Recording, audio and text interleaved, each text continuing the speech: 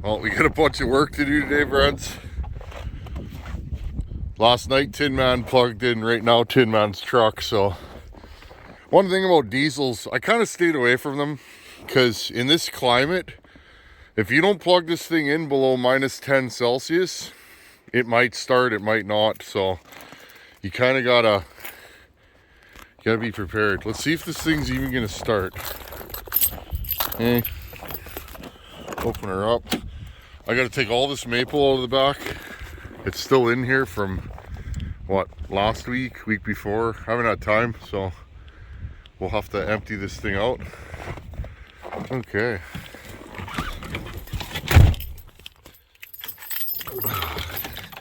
Come on, baby. I bought a big, just gotta let the glow plug cycle. You can hear the lift pump. I bought a big battery booster this year, so, okay, ready? Again, you plug it in, it will start every time. We put those new glow plugs in last year. Now, I probably need new batteries, and on this truck has 2 batteries like most diesels do. When you replace them, you want to do a match set. This does not have a match set. It has 2 random batteries that I had laying around.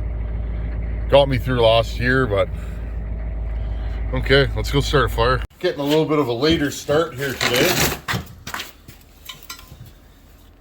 I slept in a little bit, I think till about 7. It's kind of late for me, but and then hung out with baby Charlie. I like to spend as much time with my daughter as I can because she's growing like a weed, and I don't want to miss this time. She's so cute, and she's starting to become a little chatty Cathy. She's awesome. It's only like, I think it's about minus 18 Celsius right now. We'll get double that easily. Not quite triple, but it'll hit minus 40, minus 45 without the wind here in winter.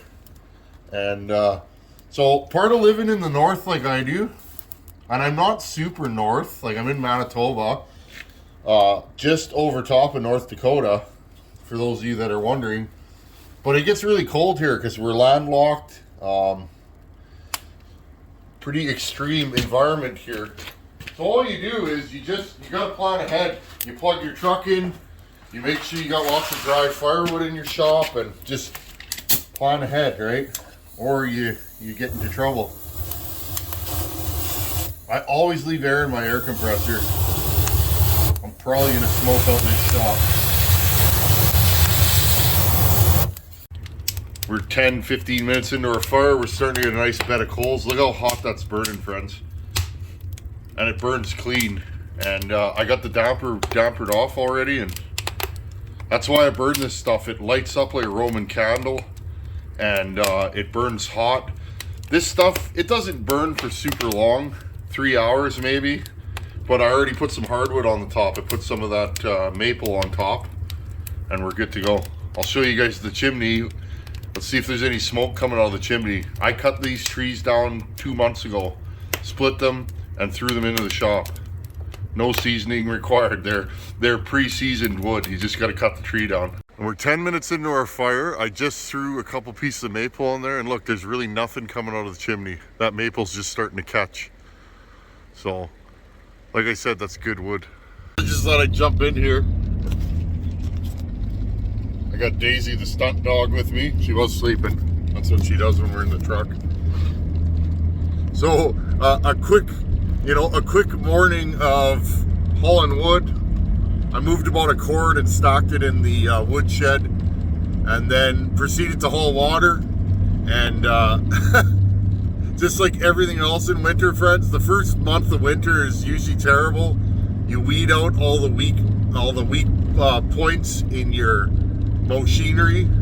The door rod popped off my driver's side door again, typical GM. So I can't get into the door from the outside. I gotta leave the window rolled down, which is awesome because it's minus 20. And then I went to haul a load of water, and our standpipe's out of commission. It's broken. So Let's go way over to the next town. Good times, friends, good times. And to save time, I'm backroading it, but this road looks kind of scary. I kind of feel like maybe I made a huge mistake. These drifts are hard. I got her in four-wheel peel, so maybe I shouldn't have taken this back road. Okay, here we go, friends. Oh, she's blowing in. There's tracks down here though, so this is good.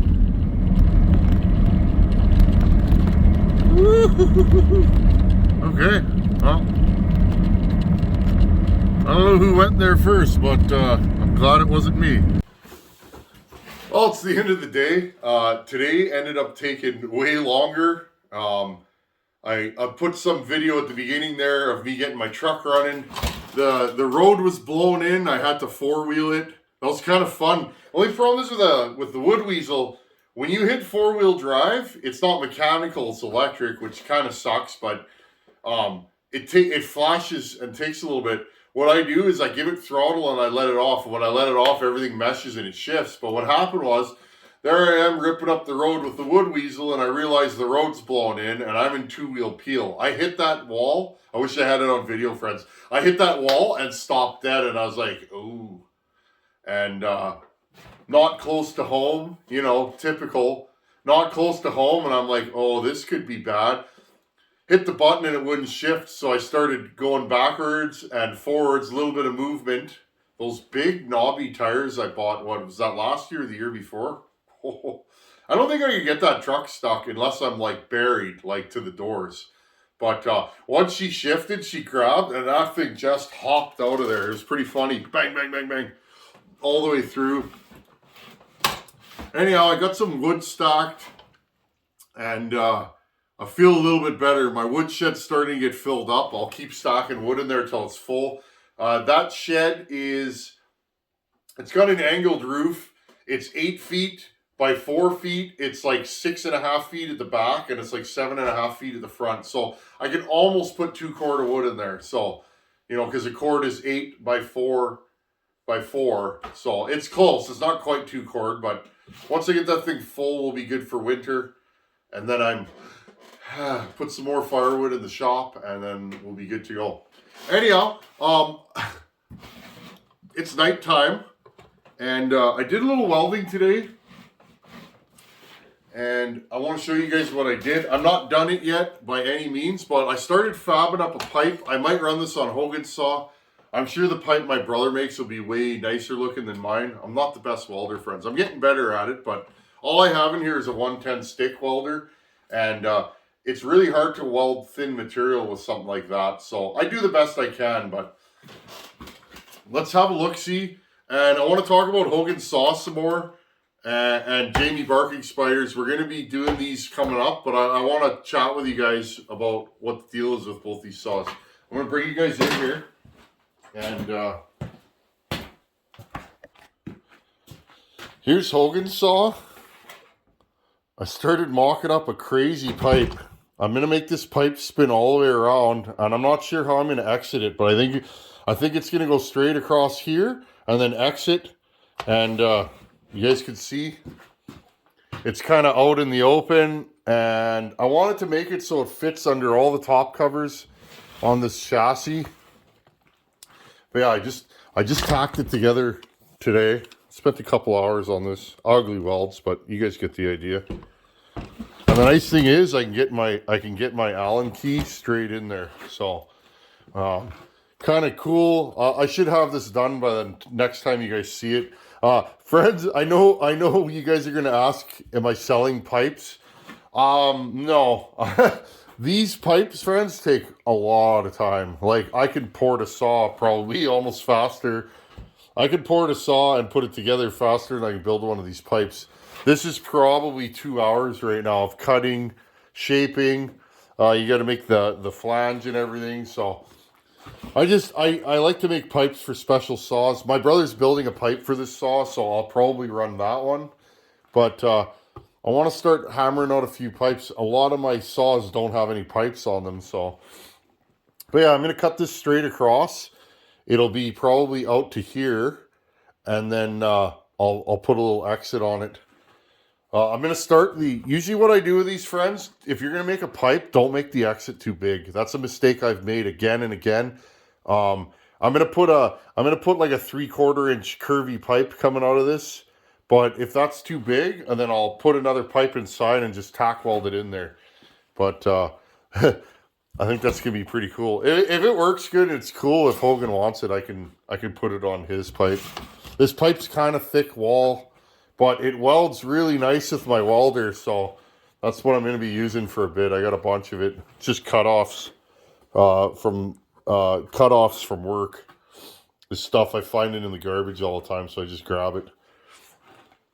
But anyways, there you guys go. I don't know what we're gonna call this pipe. It's another tin can, but yeah, I'm gonna weld this up nice, finish weld it, and should be kind of neat. These saws, friends, what I'm finding is they need a pipe. They just do. They're now that I've run pipe saws, pipes do add power. They add throttle response, and they tend to add pull if you build them properly. If you don't build them properly, they just make noise. So if you make a pipe and it's not doing anything for you, you know, you don't feel like it's making more power, maybe try and improve, cut it apart and change it a little bit.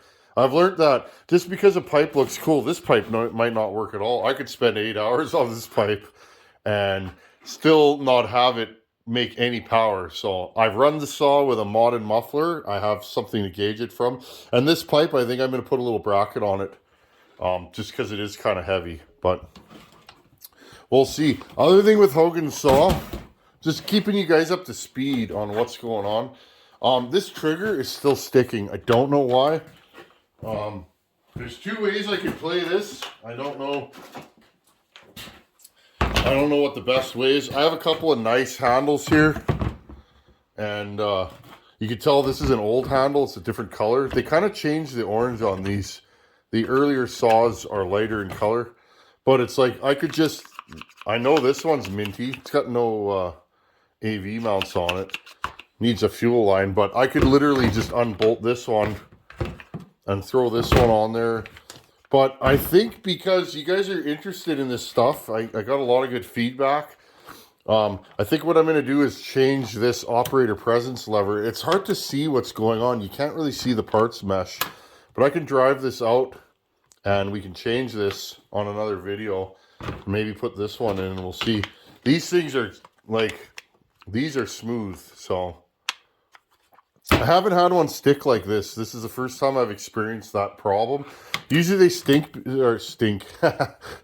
because of a linkage, but it's not the linkage on this one. It's just for whatever reason these things are fighting me. So just keeping you guys up to date. I'll definitely keep you updated on this. We'll do another video and I'll play with this linkage. It feels like something's hitting in here when I pull the trigger. It's not quite as smooth. Where this one's smooth. So that's what's going on with Hogan's saw. It's pretty much done. I want to get this out to him as soon as possible.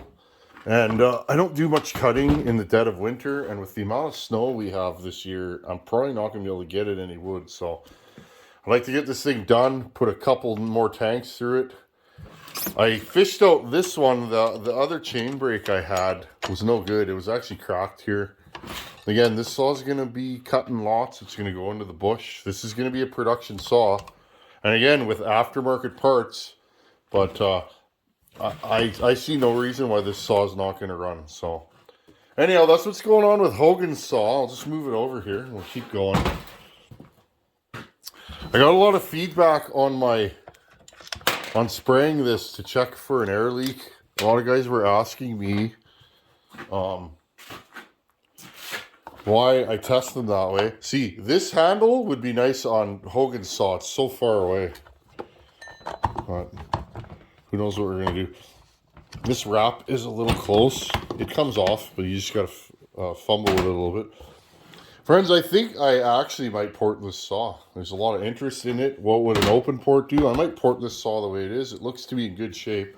Now Nice thing is with this saw is I got the Barking Spider on my WhatsApp now, so I can get the full lowdown, you know, like what's been done to this saw, where often I'm just guessing, right? So this saw here was covered in pitch. It was super, super dirty. He cleaned it really nice. It's dirty now because I've run it. But I don't even think he had the oil pump off. Now, you guys were asking me, grab my big knife, why when I sprayed it didn't die right away. If it had a big enough air leak to make the saw go lean, it should die right away. And I don't really agree with that. Well, I think what's going on here, this saw doesn't have a huge air leak. If it had a huge air leak, it wouldn't idle. So, and that's not to say that's the only problem with this saw. It might, and again, I'm going to have to do something with this clutch. Look how rattly this thing is. You guys saw, look at that. You guys see that? See how these are moving? These should move. These springs are all stretched on here, so I'll have to see if I have springs for this thing. But getting back to the problem, I don't think the crank seal's leaking on this. If the crank seal's leaking, it's there. But remember, friends, I got to be able to spray the seal, and the seal is not exposed on these. It is hidden. There's a metal washer. You guys see it right there. There's a metal washer that's attached to the clutch. So when I'm spraying in here, I have to actually get it down onto the crank seal. But I don't think it's the seal leaking. I was spraying in here, okay? What I was doing is I was spraying and getting it behind the oil pump. That runs down. Remember, there's seals behind here. Our friend Roy, friend of the channel, sent O-rings for that. On a saw this old, the saw's like 30 years old, friends. I'll bet you money that seal's never been changed and it's leaking. You get a small leak when those leak generally. So when I sprayed that in there, it's actually going behind the oil pump, running down, and then getting sucked in. And that's what I expected. Generally, when these have an air leak there, you spray it in here, it runs down. It takes about a second or two for it to die. Now, the reason why I'm 99% sure, and we're never sure as mechanics of anything, are we? Right? It's an educated guess based on previous experience. The more experience you have, right? The more experience you have, the better you are guessing, okay? Now, I have a lot of experience with this chassis, so I'm usually fairly good, but I'm not always right, friends. But when I sprayed in here, I'm not getting it anywhere by the air filter. It died, so I either need a crank seal or a seal in there. Now, I'm going to replace both when we take this saw apart, 100%. The reason why I didn't spray the flywheel side is these saws typically, from my experience, this is a new saw. This doesn't have the O-ring behind here. This has only a crank seal. Usually this side doesn't leak. I still replace them when I build saws, but usually, not always, but usually, if you have a leak in these, it's always on this side because that oil pump has a seal that goes around and then the crank seal's in the middle. When you put it in there, with a new seal, they usually seal up, but what happens is the seal gets dry and they crack. 99% of these that I take apart that have never been taken apart, the seal cracks. So that's my hypothesis, and hopefully I'm right. But again, friends, I'm not always right, but it was just an educated guess. So we're gonna start playing with this saw a little at a time. I would like to get it running, good the way it is, and then if it runs good the way it is, we can pop the top off of it. Nice thing is, when I pull the oil pump off, I'm going to have the bearings right there. I'm going to be able to see the bearing, and I'll tell you guys how I judge if a saw needs crank bearings, if you're going to port it, or just in general. Most of the time, I put crank bearings in these because I've been bit before. I've ported saws that I didn't think needed crank bearings, and my own saws, and then a month later, I'm doing crank bearings in them. So, but this saw is super clean. Maybe the crank bearings are good. I don't think this saw has a ton of time on it, just by the wear.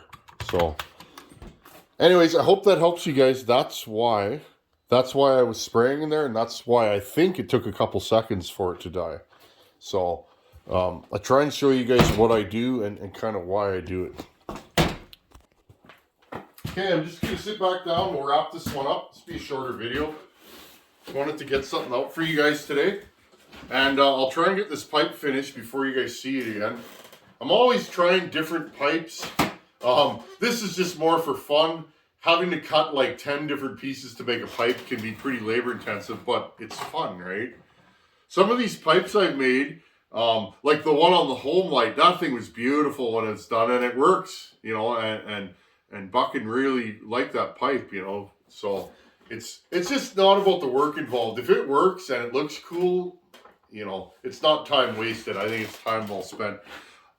One thing to close out here, friends. I don't do a ton of shout outs, but I get asked quite often, you know, do you watch any other channels? I do, friends. I'm going to say something. The first chainsaw channel I ever watched, and I still watch it, I tune in every week, A Fleet Command, Walt. I've been watching Walt for, 6 years, 7. A lot of my early wrenching, because I didn't have anybody to show me how to do a lot of this stuff, friends. Just like you guys, I went to YouTube. A lot of my early wrenching, I was watching Walt's channel, and he was doing, you know, no nonsense videos, bottom end builds, basic mods. He was doing a lot of 372s then. His Farmer Tech builds, that's what got me interested in Farmer Techs. Then he went on to 562s. You guys know I have a 562. The only reason why I bought that saw is because I was watching Walt build them, and I thought, that looks like a useful saw. And it has been. I have run that thing like crazy over the last how many years. So, A Fleet Command, friends, if no nonsense channel, he logs on his own property. He's a homesteader, or whatever you want to call it. Like me, I'm considered a homesteader, but he works on saws, and you can get a lot of good tips. He's been doing it a long time, 2 strokes. And so check out Fleet Command. The other channel I never miss, ever, Donnie Walker. Type in Donnie Walker. In the logging community, Donnie is super, super well known, the Walker family. Bobby Walker, Donnie Walker, and Johnny Walker. I'm going to meet those fellows one day when I go to Vancouver Island. Walker's Saw Shop is renowned with logging on the West Coast.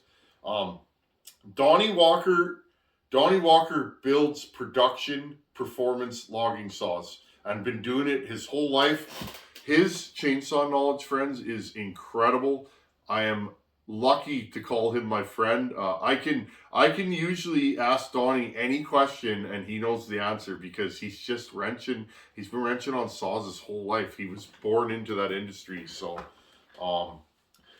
Donnie Walker, check him out. I think he just hit 8,000 subs. Good job, Donnie. If I have 34,000 subs right now, Donnie should have 65,000. Like, Donnie Walker, he's a good guy, and he loves, for a guy to port saws as long as him, he just loves doing it, and it comes across in everything that he does. So, again, check out Donnie Walker. Great channel, great fella, and check out A Fleet Command. I have enjoyed those 2 channels for a long time, especially Walt. For years and years and years, I've been watching Walt, and you know, he just, I've learned so much from him that I don't think I've ever given him a shout out. So, anyhow, friends, kind of a ho-hum day. An hour or two's worth of work turned into an all-day endeavor. That's winter. The wood weasel, I weed out the issues with her come winter every year. We're going to have to do some truck work. I need to do a drive axle on it. I got a tire on end that's ready to go pop ski. I got to fix one of the doors. And what else is wrong with that truck? Oh, and I got to put on a new master cylinder again, because the one I put on is leaking. So, good times. Anyhow, friends, always something to do. Thanks for coming. Take her easy. Later.